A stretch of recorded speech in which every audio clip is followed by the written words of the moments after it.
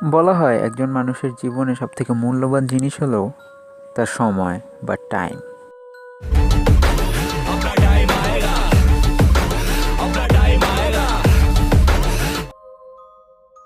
But এই time জিনিসটা আসলে কি? অক্সফোর্ড ডিকশনারিতে টাইমের অনেকগুলো ডেফিনেশনের মধ্যে একটা হলো time is something which flows periodically. এখন যদি আপনি জানতে চান পিরিয়ডিক্যালি মানে কি, তাহলে অক্সফোর্ড ডিকশনারির মতে which happens with the flow of time. এর থেকে একটা প্যারাডক্স তৈরি হয়ে যায়।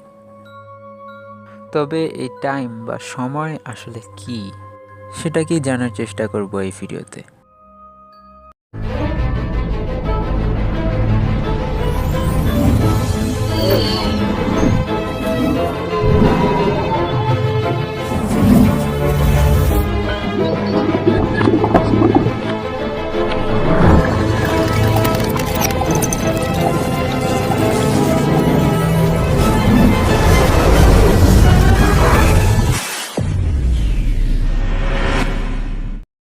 ওয়েল, টাইম আসলে কোনো ইন্ডিপেন্ডেন্ট কোয়ান্টিটি না। যদিও বা আমরা আমাদের ডেইলি লাইফে এটা অনুভব করতে পারি না, তবে in a big picture time connected আরেকটি কোয়ান্টিটির সাথে, which is called the space.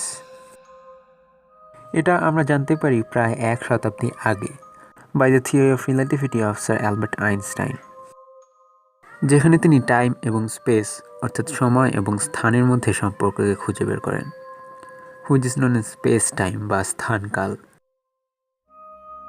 আমরা সবাই জানি আমাদের জগৎটি হলো 3 ডাইমেনশনাল বা ত্রিমাত্রিক, অর্থাৎ এখানে 3টি ডাইমেনশন বা মাত্রা রয়েছে, যেগুলো হলো দৈর্ঘ্য, প্রস্থ এবং উচ্চতা। বাট আইনস্টাইন মনে করতেন আমাদের আরও এক্সট্রা একটি ডাইমেনশন রয়েছে, which is the time itself.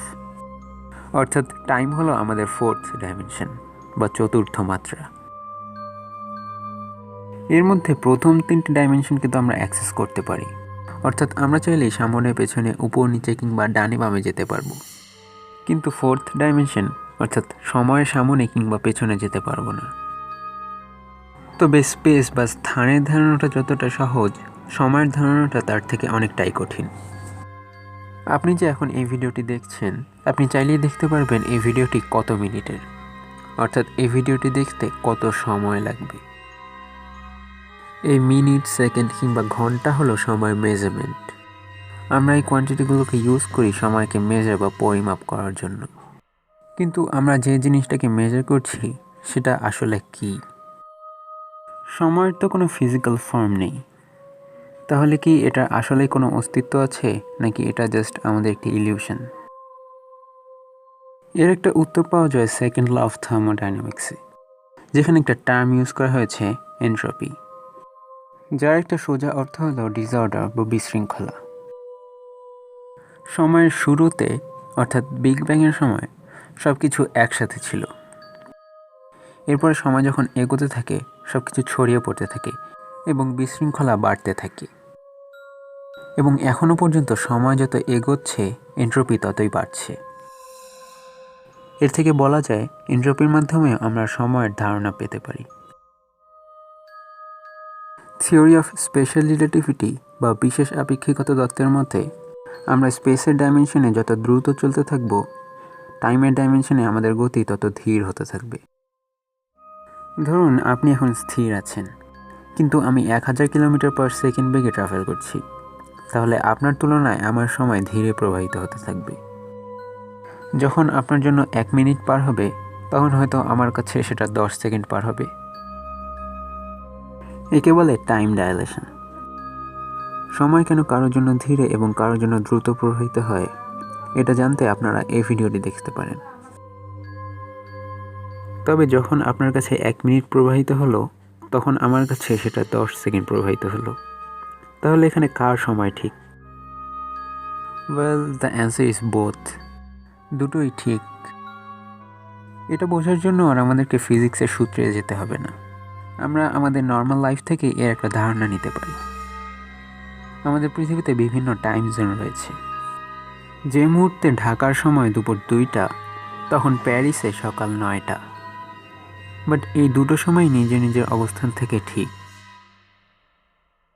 অনেক থিওরির মতে কোয়ান্টাম লেভেলে টাইম এক্সিস্ট করে না। কোয়ান্টাম লেভেলের জিনিসগুলো অর্থাৎ স্ট্রিংসের উপর টাইমের কোনো অস্তিত্ব নেই।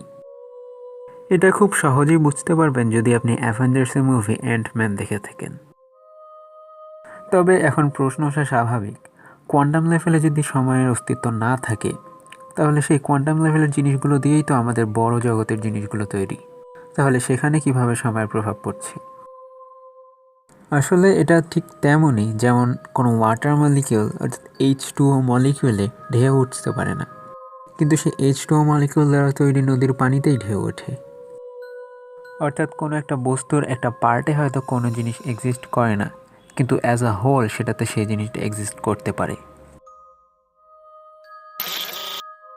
আমাদের বর্তমান টেকনোলজি এবং বর্তমান আন্ডারস্ট্যান্ডিং নিয়ে সময়কে অধ্যয়ন করা মোটেও সহজ হবে না, তবে একটা ধারণা তো পাওয়া যেতেই পারে, যেমনটা আমরা পেয়েছি সেকেন্ড ল অফ থার্মোডাইনামিক্স থেকে এন্ট্রপির মাধ্যমে।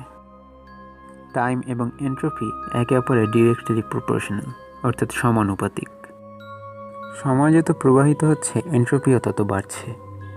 আবার এভাবে বলা যেতে পারে এন্ট্রপি যত বাড়ছে সময় তত প্রবাহিত হচ্ছে। তাই বলা যায় এন্ট্রপি যদি কখনো থেমে যায় তাহলে সময়ও থেমে যাবে, এবং এন্ট্রপি যদি কমে যায় তাহলে সময় রিভার্সে যাওয়া শুরু করবে। টাইম বা সময় আসলে কি, এর 100% অ্যাকুরেট উত্তর তো আমাদের কাছে এখনও নেই, তবে হয়তো ভবিষ্যতে এর উত্তর পাওয়া যাবে। তো আজকের ভিডিওটা এই পর্যন্তই। ভিডিওটি ভালো লাগলে অবশ্যই একটি লাইক দিয়ে দেবেন। আর ভিডিওতে যদি কোনো ভুল হয়ে থাকে অথবা আপনার যদি কোনো কোয়েশ্চেন থাকে অবশ্যই কমেন্টে লিখে জানাবেন। আর এই ভিডিওটি আপনার ফ্রেন্ডস অ্যান্ড ফ্যামিলির সাথে শেয়ার করুন যাতে তারাও এই সম্পর্কে জানতে পারে। আর যাওয়ার আগে অবশ্যই আমাদের চ্যানেলটিকে সাবস্ক্রাইব করবেন এবং পাশে বেল আইকনে ক্লিক করে অলে সিলেক্ট করে দেবেন আমাদের সব ভিডিও সবার আগে পাওয়ার জন্য।